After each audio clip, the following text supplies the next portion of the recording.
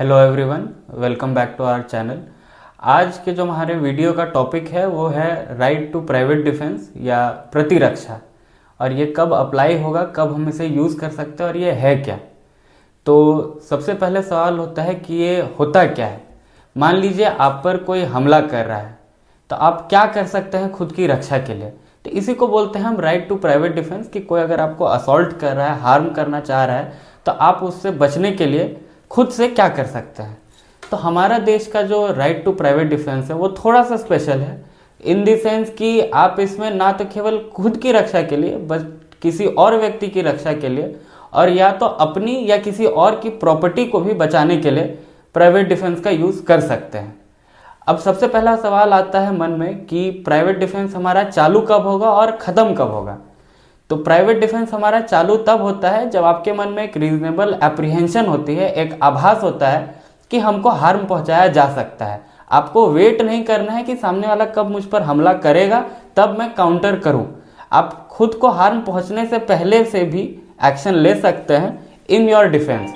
अब इसका सबसे बढ़िया एग्जाम्पल होगा, अगर मान लीजिए आप जा रहे हैं, कोई सामने से आता है और आपके सामने बंदूक तान देता है, तो क्या आपको इंतजार करना है उसके गोली चलाने का? तो इसका जवाब होगा नहीं, आप उसके पहले भी उस पर हमला कर सकते हैं।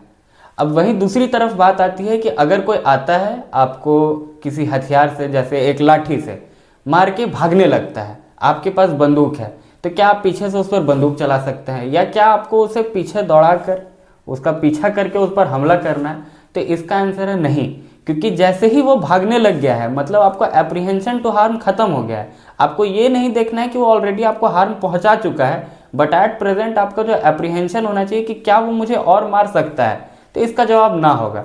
तो इन दैट केस ये आपका सेल्फ डिफेंस में काउंट नहीं होगा, but that would be a separate incident of assault by you.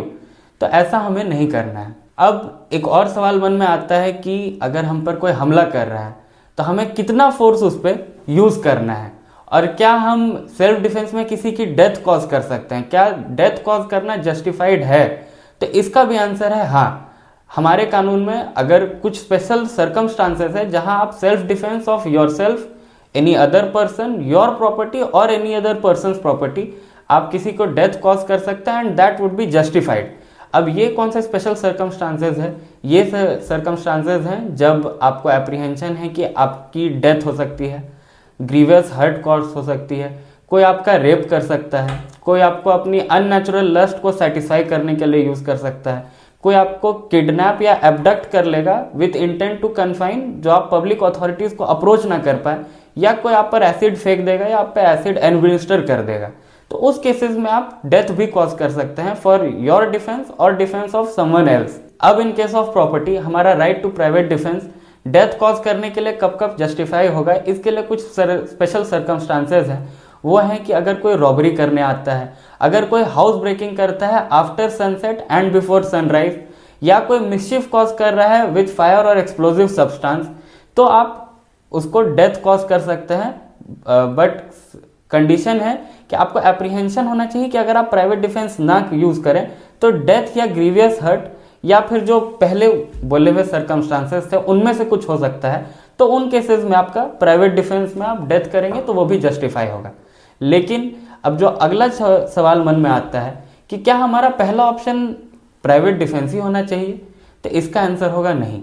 अगर कोई आप पर हमला करने के लिए आ रहा है तो आपको सबसे पहले तो कोशिश करनी है भागने की, बचने की, किसी पब्लिक अथॉरिटी जैसे पुलिस को अप्रोच करने की जो आपको बचा सकता है, और केवल तब जब वो ऑल्टरनेटिव पॉसिबल नहीं हो। अगर आपको 3 लोगों ने घेर लिया, आप भाग नहीं पा रहे हैं, तब आपको, या ऐसे कोई और सर्कमस्टांस हो, तब आपको प्राइवेट डिफेंस अवेल करना चाहिए।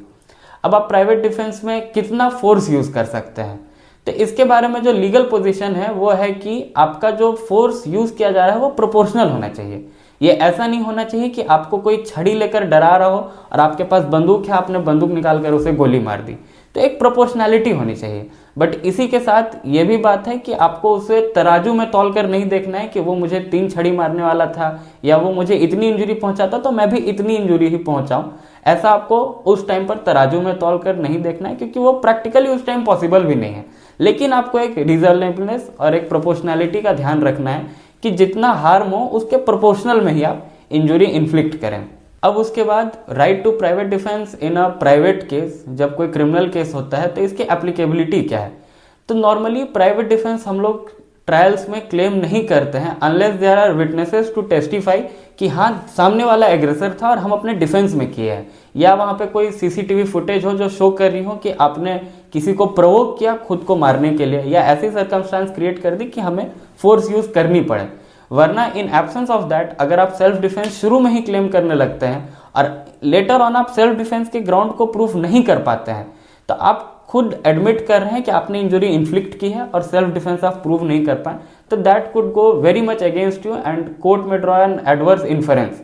तो ये हम लोग के नुकसान में जा सकता है। तो नॉर्मली हम लोग during the hearing on the point of sentencing उस टाइम पर ये बात रेज करते हैं कि ये भी एक पॉसिबल ऑल्टरनेटिव है, या इसको एक और में लेके जोड़ते हैं कि on account of injuries present on both the parties, it is very much possible that the injuries inflicted were on account of self defense।